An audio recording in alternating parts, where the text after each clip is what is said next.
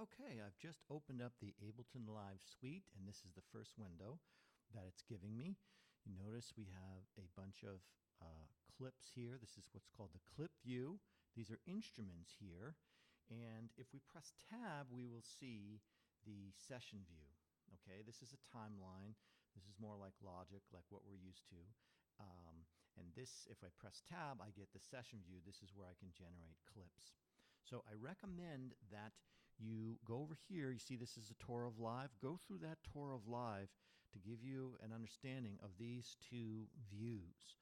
This one generates clips, and this view is just a regular timeline. It's a wonderful program, and there's so much possibility to it. Make sure you go through this tour of live over there. Okay, where we're going to start is with this synthesizer called Analog. I'm over here at the instrument sections. I click on Instrument and I drag Analog into the MIDI window. And then underneath, I have this synthesizer set up. Now, just like I chart in class, this has an oscillator. Starts with the oscillator, then it goes to the filter, then it goes to the amp. If the amp is off, you won't have any sound, so make sure that that's on. Or if all of a sudden you click on these, you click them off, and the amp is off, then you won't have any sound. Okay, I'm going to turn off oscillator 2 because I don't want that.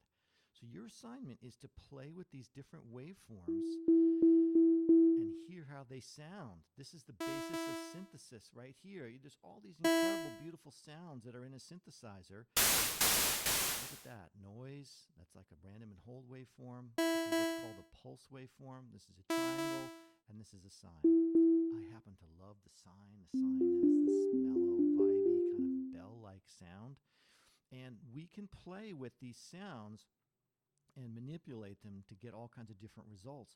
We want to know, now when you hear a synth sound, you're going to know its original waveform because the sine is this mellow, rounded kind of bell sound. This is a more buzzier, saxophonier, violin sound. The pulse wave is an on-off, and then noise. Just in these waveforms alone, there's lots of possibility to experiment. Okay, the menus in Ableton are relevant to what I have selected. So this middle section here is going to be set up to what I have selected. For instance, I'm in the oscillator section now. I can have it descend or rise. So even that is beginning to get some really cool sound options. We could vibe that. That's a song right there. So this is your drop and glide up into the tone. We can just leave that set in the middle right now. Over here, I click, and now I see the window for the filter section. This, it determines the sound and the attack and the decay and how the sound is going to work. So I have attack, decay, and sustain, right? And so the idea of this is that I can change these and mess around with them and really change the way the sound works, right? So I'm going to, and this right here is determining the attack and the decay on the filter section, which we'll look at in a second. But right now I'm going to go over to the amplitude section. This is the third section. And this is where I can do the attack and decay of the volume, attack and decay of the amplitude. So if I take this guy and start to click it down, notice I'm really shortening this sound. And you can see it in the graph over here. I could also come over here and click and do the decay and the attack here, right? Notice how when I shorten the attack, I get this short little cool blippy sound. Very synthy, blippy, really nice.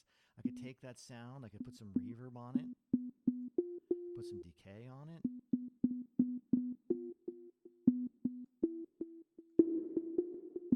And there's my song already.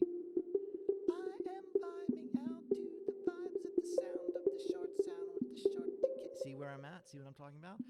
So this is your reverb knob, and this is your decay knob. And you can add tons of vibe with those. Okay? I'm on the channel strip now, and I can get vibes with those. Okay, so I have my initial, I click on the first section, that's my oscillator. I change these different waveforms and experiment with them. When I click on my amp section, I'm going to click on the length of these sounds. So that's what we're going to be doing to create the 20 sounds. I can also go in here and mess around with this knob. This is the frequency and resonance knob, and this is kind of like a wah-wah, right? This enables me, I'm going to make the song sound louder. So I'm sorry, make the attack a little longer, make this last a little longer. Now notice I can change the frequency, and this is like a wah-wah pedal to control how that sounds. Resonance jumps the frequency right where it's getting cut off. In other synths, this knob is called the cutoff knob. In this synth, it's called the frequency knob. But resonance adds extra juice just as we're cutting the sound out. And this is really what subtractive synthesis is all about. I'm turning this frequency knob up and down to cut frequencies in and out.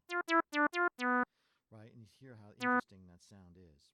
So it's really these three windows that you're playing with now. The oscillator window, where I can mess around with the different waveforms.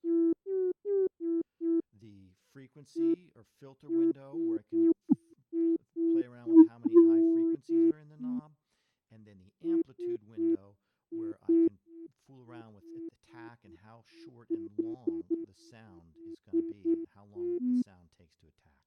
So that's your first assignment, to build different sounds using just these parameters. Okay, here's my first sound. I like it. I dig it. I'm good to go. I'm going to click Option and go Option Drag, and now I'm going to make another one. Notice there's another analog here, and now I'm in a different window, and I can change this sound now and make it something different, right? So now I'm in a new window. I'm going to move this analog back over here, right? So this is like a squelch sound. So I can rename this like SQ for squelch, SQ for squelch, okay? This is going to be my bell sound. I'm going to rename this bell, okay? B-E-L-L. So this will be I click on the record button, and here I have this bell-like sound. Right? I take even more frequency out of it. I can even make it shorter to make it more bell-like. Put some reverb on it. Right? I could even make it shorter still by taking this sustain down. Go over here to the sustain and take it down. Maybe take it up a little bit. Take the sustain up a little bit. There's my bell sound. And then I come over here, here's my squelch sound. So again, anytime you want to copy something, you just click on this area here and press Option and drag, and it will drag it right next door, and that's how you're going to make your 20 sounds. Experiment with just these parameters, the oscillator, the filter, and the amplitude section. And if you have any questions at all, we can zoom and develop this further. Okay? All right, we're off and running. This is your first assignment. I'm super excited.